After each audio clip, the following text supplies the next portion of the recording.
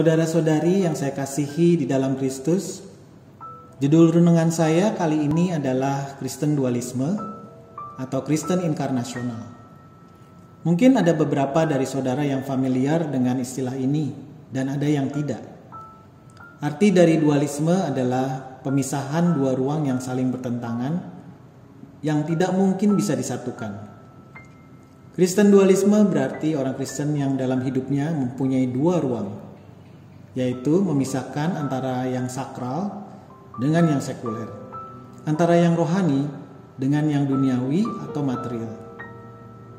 Sederhananya begini, kita cenderung berpikir kalau hal-hal rohani itu adalah hal-hal yang kita lakukan di gereja, seperti beribadah atau pelayanan dan hal-hal lainnya.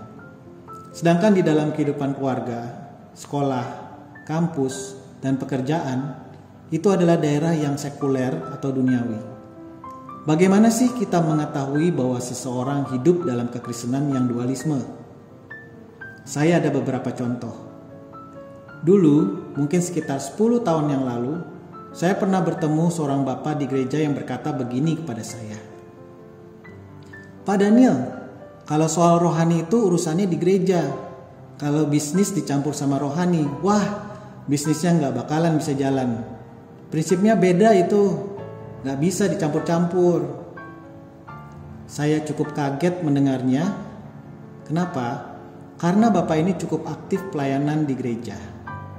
Saya berikan contoh yang lain ya. Karena saya seringnya pelayanan di youth, di pemuda atau remaja, saya terkadang suka iseng menanyakan hal ini pada mereka. Guys, bagaimana kalian menyatukan firman dengan pekerjaan kalian? Dengan kehidupan di sekolah atau di kampus, dan juga kegiatan sehari-hari di rumah. Pemuda-pemudi yang saya tanya, kebanyakan bingung menjawab pertanyaan itu. Karena memang mereka tidak pernah terpikir untuk menyatukan kehidupan di luar gereja dengan firman Tuhan. Ini hanya sedikit contoh sederhana dari kekristenan yang dualisme, yang memisahkan kehidupan rohani dan duniawi. Lalu bagaimana dengan Kristen inkarnasional? Kata inkarnasional berasal dari bahasa Latin encarne atau bahasa Yunani ensarki. En itu berarti masuk, tembus dan menyatu. Sarki itu berarti daging. Jadi ensarki artinya masuk, tembus dan menyatu ke dalam daging. Kitab Yohanes adalah kitab yang sangat inkarnasional. Saya akan bacakan Yohanes 1 ayat 1 dan ayatnya yang ke-14. Yohanes 1 ayat 1. Pada mulanya adalah firman. Firman itu bersama-sama dengan Allah dan firman itu adalah Allah. Ayat 14. Firman itu telah menjadi manusia dan diam di antara kita.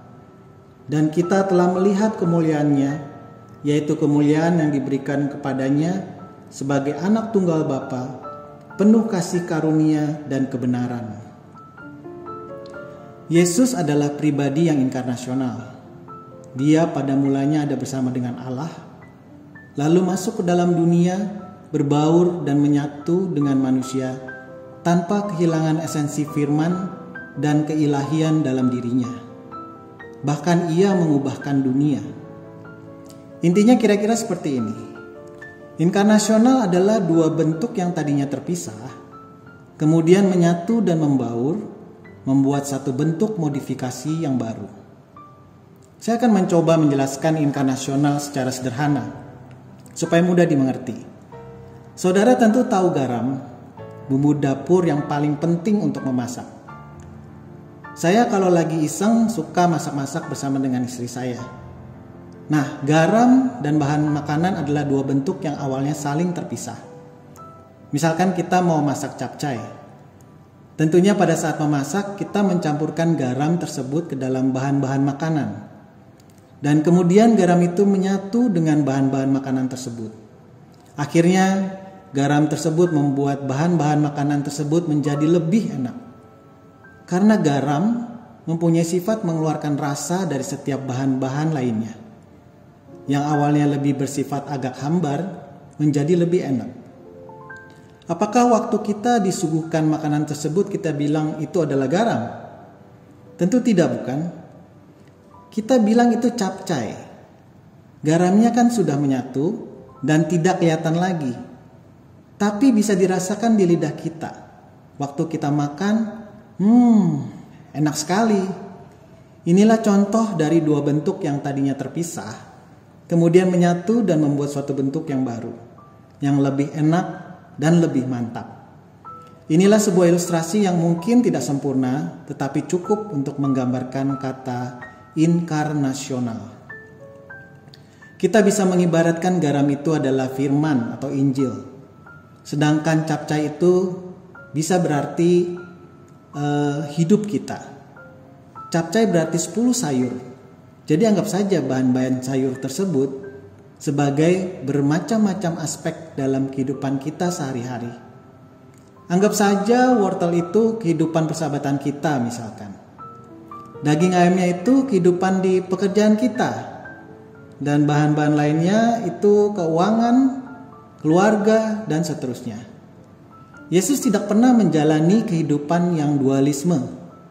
Dia tidak pernah memisahkan kehidupannya sehari-hari menjadi dua bagian, yang rohani dan yang duniawi. Dia tidak pernah memisahkan. Apakah yang ini spiritual? Oh, yang itu sekuler. Firman menyatu ke dalam seluruh aspek kehidupan Yesus secara utuh. Agar kita bisa merayakan Jumat Agung dan Paskah secara utuh dan mendalam, kita perlu bersama-sama menghayati kehidupan Kristen yang inkarnasional. Firman yang menyatu ke dalam semua aspek kehidupan kita sehari-hari, menjadi pelaku firman dalam kehidupan sehari-hari, ini adalah sebuah spiritualitas Kristus dalam keseharian. Mengapa demikian?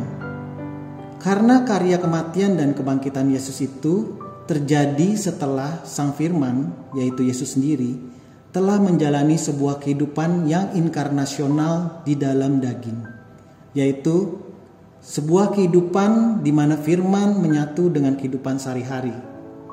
Yesus telah menjadi garam surgawi yang telah dicurahkan, memberi rasa di dalam kehidupan di dunia, dan mengubahnya menjadi kehidupan yang jauh lebih baik. Melalui renungan kali ini, saya ingin mengajak saudara-saudari yang terkasih untuk mulai meniru Yesus, berusaha untuk menyatukan kehidupan di luar gereja dengan firman, sebuah kehidupan Kristen yang inkarnasional.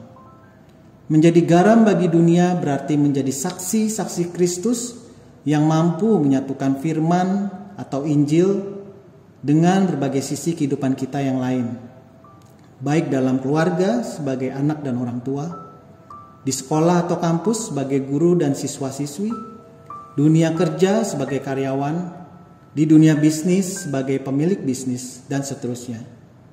Supaya lewat perkataan, perbuatan, dan karya-karya kita di luar gereja, dunia bisa mengecap dan merasakan kasih Tuhan, dan akhirnya nama Tuhan dipermuliakan.